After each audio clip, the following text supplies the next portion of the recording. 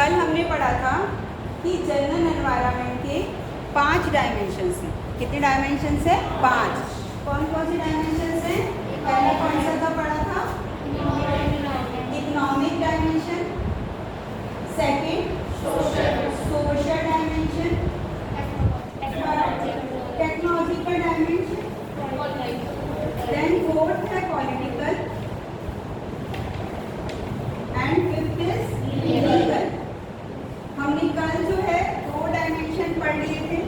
आज हम technological dimension पे आए हैं।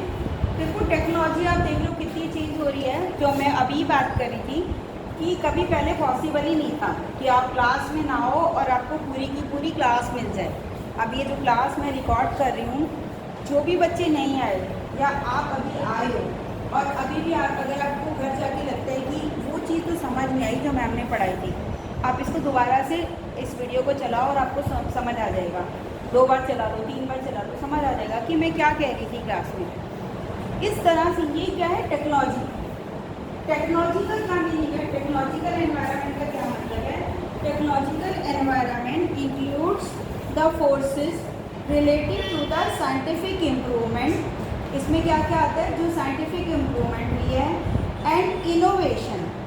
इनोवेशन का मतलब है नए तरीके, which provides new ways of producing goods, जो कि गुड्स को प्रोड्यूस करने के नए नए तरीके प्रोवाइड करते हैं, and services and new methods and technique of operating business, और बिजनेस को ऑपरेट करने के नए तरीके भी बताते हैं। अब आप देख लो कि पहले कभी हम ऐसा सोच ही नहीं सकते थे कि बाजार ना जाएं और घर सब्जी आ जाए, घर फल आ जाएं। अभी देख रहे हो आप सब ऑनलाइन शॉपिंग होती है।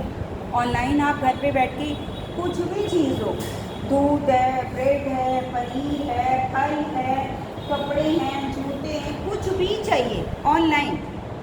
अब ये क्या है? ये नया तरीका है बिज़नेस करने का, बिज़नेस को ऑपरेट करने का। इसलिए कैसा आएगा? फिर ये किस में आएगा? Technological environment. टेक्नोलॉजी बदल रही है। जैसे मैंने आपको उसमें भी बताया था, पहले जो ब्लैक एंड वाइट टीवी होते थे, बड़े बड़े टीवी, फिर उसके बाद कैसे आ गए? Colour TV. कलर टीवी भी बड़े बड़े होते थे। फिर कैसे आए? LED TV. अब कैसे टीवी आ रहे हैं? एचडी स्मार्ट टीवी आ रहे हैं। तो अब आप देख लो कि कैसे चेंज हो रहा है टेक्नोलॉजी में। सिमिलरली फ़ोन में आप देख लो चेंज हो रहा है। इस टेक्नोलॉजी के चेंज होने का बिजनेस पर भी असर पड़ता है। और जो भी बिजनेसमैन होता है, अगर उसको ये पता चल जाता है कि ये टेक्नोलॉजी बदलने वाली है, तो उसके हिसाब से वो क्या कर लेते हैं? या तो अपने बिजनेस में उसके हिसाब से चेंज कर लेते हैं, और या उसको उनको देखना पड़ता है कि उसी के हिसाब से वो क्या करते हैं? अपनी प्लानिंग करते हैं। इसको कहते हैं टेक्नोलॉजिकल एनवायरनमेंट। तो जैसे कि इसमें टेक्नोलॉजिकल एनवायरनमेंट से क्या हो रहा है? बहुत सारी चीज़ों की डिमांड जो है बदल गई। जैसे कि अभी हमने ये बात की है, इसको बार बार करने का कोई फ़ायदा नहीं है। ये बात आपको समझ में आ गई है कि पहले हम जिन भी चीज़ों की डिमांड करते थे, बिजनेसमैन को ये देखना पड़ेगा कि कौन सी नई टेक्नोलॉजी आ रही है। अभी जैसे अगर उसको, जिन लोगों की दुकानें हैं मार्केट में, अगर उनको ये समझ में, अभी जिनको, जैसे अब हमको घर बैठ के आदत पड़ गई कि घर पे हमारा सामान आ जाता है, जिनकी दुकानें मार्केट में खुली हुई हैं, उनको अपनी सेल बढ़ाने के लिए क्या करना पड़ेगा? ऑनलाइन भेजें, या ऑनलाइन अगर नहीं पॉसिबल हो रहा है तो क्या करें? होम डिलीवरी करें। और आप देख तो कर रहे हैं वो लोग होम डिलीवरी, क्योंकि उनको पता है कि हमें अपनी डिमांड को रखना है। तो उनको या तो अपने उसमें चेंज करना पड़ेगा, या उनको कोई वे आउट निकालना पड़ेगा कि उनकी सेल पे असर ना पड़े। ऐसे ही जैसे मैंने बताया कि फ़ोन में चेंज हो गया। पहले बटन वाले फ़ोन होते थे, अब फ़ोन कैसे हो गए? Touch screen. अगर कोई कंपनी बटन वाले ही फ़ोन बनाती है तो उसके बिकेंगे? तो इसका मतलब है जैसे ही अगर समझ में आ जाता है कि अब ये चेंज होने वाला है, टेक्नोलॉजी में ये चेंज होने वाला है, तो उसको उसके हिसाब से ही चेंज करना पड़ेगा। जैसे अगर मेरे फ़ोन को अगर आप देखो ना, तो इसमें ना ये 5 कैमराज़ हैं, तो इसकी जो पिक्चर क्वालिटी है ना, ये बहुत अच्छी होती है। तो अगर कोई आपको फ़ोन ख़रीदना है, अगर आपको ऐसा फ़ोन मिल रहा है जिसमें कि 1 कैमरा है, और आपको उसी रेट में कोई ये फ़ोन दे रहा है या उससे कम रेट में जिसमें 5 कैमरा है, तो आप किसको प्रेफर करोगे लेने का? जिसमें 5, ऑब्वियस है, जिसमें 5 कैमराज हैं और जिसमें अच्छी पिक्चर आएगी, फ़ोटो अच्छी खींच के आएगी, तो फिर आप क्या करोगे? आप जो कंपनी एक कैमरे वाला फ़ोन बना रही है उसको क्या करना पड़ेगा? उसको चेंज करना पड़ेगा, अपने डिज़ाइन में चेंज करना पड़ेगा कि उससे सस्ता या थोड़ा सा ही महंगा मिल रहा है और बहुत अच्छी क्वालिटी का फ़ोन मिल रहा है, then customer will go for that phone. तो इस तरह से हमें उसको लगातार इनोवेशन करनी पड़ेगी, लगातार उसको देखना पड़ेगा कि मेरे को अपने डिज़ाइन में क्या चेंज करना है, और जहाँ नज़र हटी, जहाँ उसने ध्यान नहीं दिया, वहीं दुर्घटना घटी। कोई नई चीज़ आ गई मार्केट में, बस उसकी सेल तो डाउन हो जाएगी। लोग तो फटाफट, लोग बड़े अलर्ट हैं। अभी आपको पता है हाई टेक्नोलॉजी का ज़माना है, लोग ऑनलाइन सब कुछ सर्च करते हैं तब चीज़ खरीदते हैं। और अगर उनको पता चल जाता है उससे ज़्यादा अच्छी, उससे सस्ती चीज़ मिल रही है, तो वो महंगी और ख़राब चीज़ पे क्यों जाएंगे? या थोड़ा सा ही पैसा देके अगर हमें ज़्यादा अच्छी चीज़ मिल रही है, नई एडवांस टेक्नोलॉजी की, then they will go for it. समझ आ रहा है? तो इस तरह से टेक्नोलॉजिकल एनवायरनमेंट में जब भी चेंज होता है उसके लिए उसको अलर्ट रहना पड़ता है बिजनेस को। देन आता है, ये समझ में आ गया, टेक्नोलॉजिकल एनवायरनमेंट समझ में आ गया, कोई नया मेथड, नया कोई नई टेक्नोलॉजी आ जाए। देन अब आ रहा है हमारा पॉलिटिकल एनवायरनमेंट। पॉलिटिकल एनवायरनमेंट में क्या है? Political environment includes the political conditions. और क्या है? Political environment. इसमें क्या आती है? पॉलिटिकल कंडीशन कैसी है? पॉलिटिकल कंडीशन कैसी है? हमारी जो गवर्नमेंट है वो स्टेबल है या नहीं? गवर्नमेंट स्टेबल है या अनस्टेबल? और गवर्नमेंट का एटीट्यूड क्या है? Governments attitude toward business, attitude towards business, business के लिए उसका क्या एटीट्यूड? ये सारा किस में आता है? Political environment. अब क्या है कि जहाँ पे गवर्नमेंट स्टेबल होती है, अभी जैसे आप देख रहे हो अफ़गानिस्तान में तालिबान की सरकार आ गई, अचानक से सारी गवर्नमेंट बदल गई, तो वहाँ पे आपको क्या लगता है वहाँ पे बिजनेस पे असर पड़ा होगा कि नहीं पड़ा होगा? क्या होगा बिजनेस का हाल? वहाँ पे जो भी लोग बिजनेस कर रहे हैं, चाहे वहाँ के लोकल लोग या हमने भी, हमारा भी बहुत सारा इन्वेस्ट हो रखा है वहाँ पे पैसा, हमारे यहाँ पे इंडिया के बहुत सारे लोगों ने वहाँ के प्रोजेक्ट्स में पैसा लगा रखा है, और आपको पता है सारा जो है पैसा वो सब उन लोगों का बहुत नुकसान हो गया। जबकि देखो जो लोग अलर्ट थे, 3 महीने से न्यूज़ आ रही थी, 100 दिन लगे ना उनको कैप्चर करने में, उनको 100 दिन लगे थे अफ़गानिस्तान को, तालिबान को कैप्चर करने में पूरा। आपको पता है तालिबान की बात कौन है? तालिबान और ये सब न्यूज़ सुना करो, न्यूज़ सुनोगे तो आपको पता चलेगा। अफ़गानिस्तान हमारा एक पड़ोसी देश है, वहाँ पे तालिबान वहीं के ही लोग हैं, वो कहीं बाहर से नहीं आए, वो वहीं के आतंकवादी लोग हैं, और उन्होंने क्या किया है, उसको पूरे अपने देश को कैप्चर कर लिया धीरे धीरे करके। 100 दिन लगे, 100 दिन का मतलब है लगभग 3 महीने से ज़्यादा। तो ये न्यूज़ लगातार आ रही थी, अब ये क्षेत्र को, अब इस एरिया को कैप्चर कर लिया, अब इस एरिया को। तो जो लोग भी अलर्ट होंगे, जो वहाँ बिज़नेस कर रहे होंगे, जो अलर्ट होंगे, उन्होंने तब वाइंड अप कर दिया होगा बिज़नेस कि ये ख़त्म होने वाली है कहानी। लेकिन अगर जो बिज़नेस एनवायरनमेंट के लिए अलर्ट नहीं होंगे, जिन्होंने इस पॉलिटिकल कंडीशन को नहीं समझा होगा, वही बिजनेस में बैठे रहे, अचानक से फिर क्या हुआ, काबुल को घेर लिया, ये कितनी पीछे न्यूज़ इतनी आती थी जब तक वहाँ की गवर्नमेंट नहीं बनी। तो आप देखते हो वो अलर्ट होना बहुत ज़रूरी था। 100 दिन उनको पता चल रहा था ना, रोज़ रोज़ आज ये कैप्चर हो गया, ये कैप्चर हो गया, तो उनको पता था अल्टीमेटली तालिबान इसको कैप्चर कर लेंगे पूरे अफगानिस्तान को। और तालिबान के बारे में उनको ये भी पता था कि ये इनकी कैसी आइडियोलॉजी है, कैसा ये बिज़नेस करने देंगे। तो उस हिसाब से उनको चीज़, जो लोग भी समझदार थे, उन्होंने अपना डिसीजन ले लिया हुआ कि बिज़नेस हमें इसको वाइंड अप करना है। वाइंड अप करके जिस कंट्री के थे वो लोग चले गए वहाँ से। लेकिन जिन लोगों ने समझदारी नहीं दिखाई, वहीं बैठे, तो उनको इकोनॉमिक लॉस तो हुआ ही हुआ, और जान के भी दाले पड़ गए, कई लोग वहाँ पे मर गए, पता नहीं है, बहुत बुरा हाल हुआ है वहाँ के लोगों का। तो ये सब देखो, तो ये क्या है, सारा पॉलिटिकल एनवायरनमेंट। ये क्या है? Political environment. ऐसे ही इसमें मैंने बताया कि गवर्नमेंट कैसी है, गवर्नमेंट का एटीट्यूड कैसा है बिजनेस के लिए। जैसे अब हमारी इंडिया में देखो कि नरेंद्र मोदी कहते हैं कि मेक इन इंडिया, तो मेक इन इंडिया में वो यहाँ की बिज़नेस को फ्लरिश करने के लिए अपॉर्चुनिटी देते हैं। एंटरप्रेन्योरशिप उन्होंने शुरू की, नए बिज़नेस नए आइडियाज़ से शुरू करो। इससे क्या होगा कि जो लोग 3 साल तक आपको कोई टैक्स देना पड़ेगा, जो भी नए बिजनेसमैन है, ये गवर्नमेंट की क्या पॉलिसी है, ताकि लोग जो है नौकरी के पीछे ना भागें, अपने अपने बिजनेस करें और अपनी जीविका चलाएं। तो ये क्या गवर्नमेंट की पॉलिसी। ऐसे ही देखो 1977 में यहाँ पे जनता पार्टी की सरकार थी।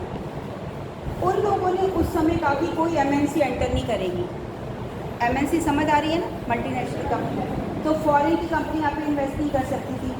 फिर क्या हुआ 1991 में फिर चेंज हुआ और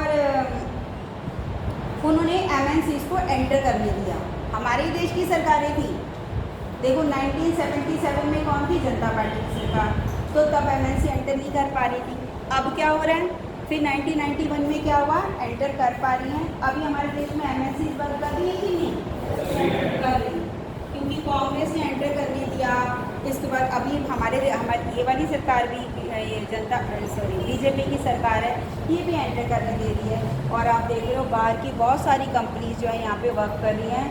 इन MNCs के यहाँ पे काम करने से यहाँ के जो बिज़नेस कर रहे हैं उनको फ़ायदा भी है और नुकसान भी है। क्या फ़ायदा और क्या नुकसान है मुझे बताओ ज़रा। एम्प्लॉयमेंट मिल रही है और कौन कम पैसों में ज़्यादा, बाहर की कंपनीज होती हैं, तो उससे क्या होता है, कम पैसों में ज़्यादा काम कर रहे हैं। वो क्या करती हैं, कम कॉस्ट पे अगर कोई चीज़ दे रही है, जैसे फ़ोन उन्होंने दे दिया सस्ता, तो यहाँ के लोग जो ऑलरेडी फ़ोन बना रहे हैं, महंगा बनाते हैं, उनको क्या करना पड़ेगा, उनको ज़्यादा सस्ता टेक्नोलॉजी एडवांस करनी पड़ेगी, अच्छी प्रोडक्ट देनी पड़ेगी। इस तरह उन्होंने क्या दिया, हमारे इसको कॉम्पिटिशन दिया। इस तरह से आप देखते हो कि MNCs ने हमारे यहाँ जहाँ पे एम्प्लॉयमेंट क्रिएट करी, यहाँ के लोगों को बिजनेस को कंपटीशन भी दिया, जिससे छोटे छोटे बिजनेसमैन ख़त्म हो गए, क्योंकि MNCs के पास बहुत ज़्यादा कैपिटल रहती है। इतनी कैपिटल होती है कि किसी एक देश की पूरा 1 साल का बजट के लिए जितना पैसा होता है ना, वो एक एक कंपनी के पास, समझ में आ रहा है, उनके पास करोड़ों रुपए हैं। और उससे वो डिफरेंट कंट्रीज़ में वर्क करती हैं, जहाँ से उनको जो चीज़ सस्ती मिलती है, जहाँ से रॉ मटेरियल सस्ता मिला उधर से रॉ मटेरियल खरीदा, जहाँ से लेबर सस्ती मिली वहाँ से लेबर ले ली, जहाँ से प्रोडक्ट बना लिया।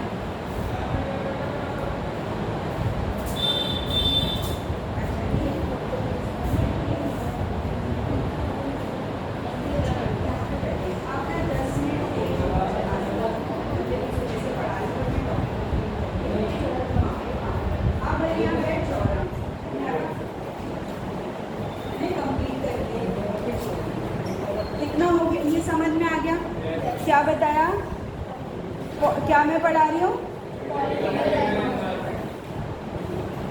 पॉलिटिकल एनवायरनमेंट में कहाँ पे था, MNCs।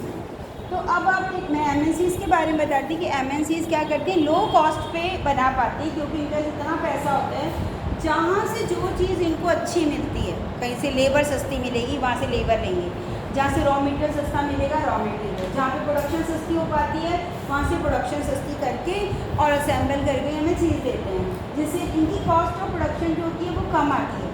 और हमको किसी भी कंट्री में जाते हैं, वो वहाँ के लोकल बिजनेस को क्या देते हैं, कंपटीशन देते हैं। तो वहाँ के जहाँ के भी लोकल बिजनेसमैन होते हैं उनको क्या करना पड़ता है, उनके कंपटीशन को सहना पड़ता है। छोटे छोटे बिजनेसमैन जो है वो तो उनके आगे टिक ही नहीं पाते, बड़े बिजनेसमैन को भी बहुत एफर्ट करना पड़ती है। तो this is due to political environment. Political environment हम क्या देखते हैं कि वहाँ की गवर्नमेंट कैसी है, गवर्नमेंट का बिजनेस के लिए एटीट्यूड कैसा है। क्या गवर्नमेंट, अब देखो चाइना में गवर्नमेंट है और एक USA में गवर्नमेंट है। USA में सारा प्राइवेट सेक्टर है पूरा का पूरा। चाइना में कम्युनिस्ट पार्टी है, वहाँ पे और तरह का बिजनेस होता है, वहाँ पे बहुत रूल्स रेगुलेशन जैसे गवर्नमेंट कहती है उनको मानना पड़ता है।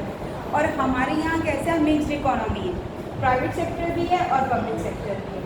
कुछ हमारी गवर्नमेंट बनाती है कुछ चीज़ें और कुछ जो है हमारा प्राइवेट सेक्टर में आता है। बात समझ में आ गई, ये समझ में आ गई, पॉलिटिकल एनवायरनमेंट समझ में आ गया।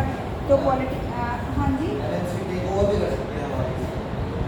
हाँ खरीद भी लेती हैं, एमएनसी जो होती है यहाँ की कंपनीज को खरीद भी लेती हैं, कभी उनके साथ पार्टनरशिप भी करती हैं। हाँ करती है ना। तो मैं 10th में सारा, अगर 10th की इकोनॉमिक्स आपने अच्छी तरह पढ़ी होती ना तो 10th में ये एमएनसीज का पूरा है चैप्टर पढ़ा था, उसी में तो है। आगे देखो legal environment. What do you mean by legal environment? Legal environment includes the various legislations. Legal environment में डिफरेंट टाइप के जो लेजिस्लेशन है, जो रूल्स पास किए जाते हैं by the administrative orders issued by the government authorities. Government authorities ने different type के ऑर्डर पास किए, जो रूल्स बने या कोर्ट ने कोई जजमेंट दी है, as well as the decision rendered by the various commissions and agencies at every level of government. हर लेवल, 3 तरह की गवर्नमेंट होती है हमारी, है ना। एक तो होती है स्थानीय सरकार, जो ये हमारी नगर निगम होती है, ये कोई लॉ बना रही है, या एक होती है स्टेट गवर्नमेंट, राज्य सरकार, ये कोई लॉ बनाती है, या फिर सेंट्रल गवर्नमेंट होती है। कोई भी तीनों लेवल में से कोई भी गवर्नमेंट लॉ बना रही है, उस लॉ के हिसाब से उनको फॉलो करना पड़ता है। जैसे कि मान लो गुजरात में लॉ है कि वहाँ पे लिकर नहीं यूज़ होती, वहाँ पे शराब पीनी अलाउड नहीं है, तो वहाँ पे शराब की, वहाँ पे कोई क्या शराब की वो खोल सकता है दुकान जाके? शराब बनाने की फैक्ट्री खोल सकता है? नहीं, क्योंकि वहाँ पे लॉ ही नहीं, रूल नहीं है। वहाँ पे शराब पीना, बनाना, बेचना सब कानूनी अपराध है, तो वहाँ पे बिज़नेस नहीं चलेगा। जबकि दिल्ली सरकार ने पीछे लॉ पास किया कि आराम से आप 18, वो तो और भी कह रहे हैं 18 साल का बच्चा भी पी सकता है शराब, मतलब अभी बना नहीं है ये रूल, लेकिन ऐसा चाह रहे हैं। अभी पीछे हंसने की कोई बात नहीं, तुषार को बड़ी हंसी आ रही है। जितने भी क्राइम होते हैं ना वो इसीलिए होते हैं क्योंकि लोगों ने शराब पी होती है, अदरवाइज़ वो उतने क्राइम करे ही ना। देखो हम होशावास में कभी किसी का उतना बुरा नहीं करते जितना हम बेहोशी में करते हैं। शराब पी ली, अब आपका दिमाग तो काम कर ही नहीं रहा, आप वो कुछ और आपको लग रहा है हम होश में, पर आप होश में नहीं होते। तो शराब के बारे में जैसे जो लोग भी ऐसा करते हैं, ज़्यादा सरकार को सबसे ज़्यादा इसी से ही क्या मिलता है? टैक्स मिलता है। इसलिए सरकार इसको बंद नहीं करती, क्योंकि टैक्स अगर सरकार को मिलेगा नहीं तो सरकार ये सारे जो भी भलाई के काम करती है, मुफ्त में एजुकेशन देती है, राशन देती है और सब, उसके लिए पैसा कहाँ से लाएगी? इसलिए सरकार इसको बंद नहीं करती। लेकिन हाँ गुजरात की सरकार भी करती है। हाँ वहाँ पे महात्मा गांधी ने मना किया ना, और लोग नीक मत करते हैं कि इसको बंद करके और हम कोई और प्रोडक्टिव तरीके देखें, हम कोई और तरीके देखें कि लोगों के बिजनेस बढ़वा दें, उससे टैक्स बढ़े ना कि आपको पता है लॉकडाउन के बाद भी जैसे लॉकडाउन खुला और सरकार ने जब ये शुरू किया तो लोगों ने लंबी लाइनें लगा के शराब पीने के लिए लाइनें लगी थी लंबी। तो ये सब दिखाता है कि लोग इतने वो हैं इसके लिए। ये एक अलग विषय है, हम बात उसकी कर ही नहीं रहे, हम लॉ की बात कर रहे हैं कि किसी के भी संबंध में जब लॉ बनता है, नियम बनता है, तो उस लॉ को जो बिजनेसमैन है उसको पता होना चाहिए कि कौन सा लॉ है, और उस लॉ के हिसाब से ही वो बिज़नेस को चलाएगा। अगर उस लॉ को ओवररूल करके बिज़नेस को चलाएगा तो उसको बिज़नेस वो नहीं कर सकता। दिस इज़ क्या है concept? This is legal environment. This is legal environment. Legal environment में जो भी रूल्स पास किए सरकार ने, उन रूल्स को उसको फॉलो करना है। जैसे कि अगर कोई कंपनी जो है हैज़ार्डियस गुड्स बनाती है, कोई ऐसे जो हमारी हेल्थ के लिए ख़तरनाक हैं, तो उसको भी बनाने नहीं दे सकते। अब जैसे दिल्ली सरकार ने ये रूल बनाया कि दिवाली पे कोई भी बम पटाखे नहीं बेचेगा। इवन अभी मैंने कुछ दिन पहले न्यूज़पेपर में पढ़ा था कि अरविंद केजरीवाल ने कहा है कि अभी से ही लोगों को बोल दो कि ना बेचना है ना जमा करके रखना है, कि बाद में फिर ऐसा ना हो कि लोग फिर बाद में कहते हैं कि हमारा नुकसान हो गया बहुत। ये रूल है कि जब दिवाली आएगी तो ना बम पटाखे जलाने हैं और बेचने नहीं हैं। तो अब जो बिजनेस करता है बम पटाखे का, उसको अगर पता ही ये रूल है तो फिर वो नहीं बेचेगा ना। और अगर रूल को जाने बगैर वो बेचने बैठ जाए तो क्या होगा बताओ? चालान कटेगा। समझ में आ गया? This is legal environment. तो इसका इम्पैक्ट है या नहीं है रूल्स का? तो ये सारे एनवायरनमेंट के ये सारे डायमेंशंस जो हैं, economic, social, technological, political and legal, इन सब का हमारे बिजनेस पे असर पड़ता है। जो जितना ज़्यादा अलर्ट बिजनेसमैन होता है उतना ही ज़्यादा वो अच्छे से बिजनेस कर पाता है। एक क्वेश्चन जस्ट, ये चैप्टर बस इतना ही है। इसके बाद वाला इंडस्ट्रियल पॉलिसी, ग्लोबलाइजेशन, डीमोनेटाइजेशन, ये लास्ट ईयर ही हमारे सिलेबस में से इसको कट करा हुआ है। जब कल लास्ट ईयर सिलेबस कट हुआ था ना, तो ये तभी से इसको हटाया हुआ है। इस बार भी उतना ही उसमें सिलेबस रिलेटेड है। आगे देखो, इसका एक क्वेश्चन मैं आपसे पूछ रही हूँ, मेरे को बताओ कौन कौन सा एनवायरनमेंट है, और फिर मैं जा रही हूँ। मुझे बताओ फटाफट कौन सा। अब सारे एनवायरनमेंट आपने पढ़े हैं ना। Computer has outdated typewriter. Stable and dynamic government is indispensable for business growth. Political companies producing hazardous goods have to comply. MNCs getting permission to enter into market. Preferences of 3G phones instead of 2G phones. Decrease in people's preferences for food items having artificial preservatives. Social, क्योंकि लोग health conscious हो गए हैं. An increase in the income of people raises the demand for products. Economical. Consumer Protection Act prevents malpractices by business firm. Legal. Demand for new clothes increasing during the festive seasons. Social. Artificial fiber clothes has almost killed the pure cotton textile industry in many countries. Which comment of the business environment is described here? Which component? Technological. बदल गया ना, पूरा cotton अब कोई नहीं पहनता है। कैसा पहनने लग गए? Artificial fibre. पूरा कॉटन नहीं पहनते अब तो, क्योंकि नए तरह का फाइबर आ गया है जो उससे ज़्यादा सस्ता है और ज़्यादा ड्यूरेबल है।